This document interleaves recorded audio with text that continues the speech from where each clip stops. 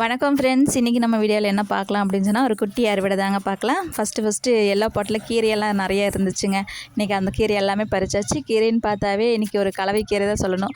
குப்பைக்கீரை, தொய்யக்கீரை, அப்புறம் பண்ணைக்கீரை, முள்ளுக்கீரை அப்படின்னு சொல்லிட்டு ஒரு 4 வகையான கீரைகள் இன்றைக்கி நமக்கு வந்து கிடச்சிருந்துச்சுங்க.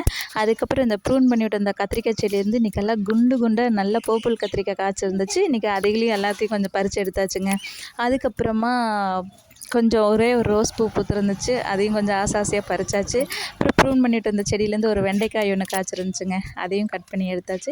அப்புறம் தக்காளி பழம்னு பார்த்தோம்னா இன்றைக்கி பெங்களூர் தக்காளி ஒரு 2-3, அப்புறம் நாட்டு தக்காளி கொஞ்சம், செரி டொமேட்டோ தாங்க இன்றைக்கி கொஞ்சம் எங்களுக்கு நிறையா கிடச்சிதுன்னே சொல்லலாம். இன்றைக்கி கொஞ்சம் ஒரு கைப்பிடி அளவுக்கு செரி டொமேட்டோ கிடச்சிது.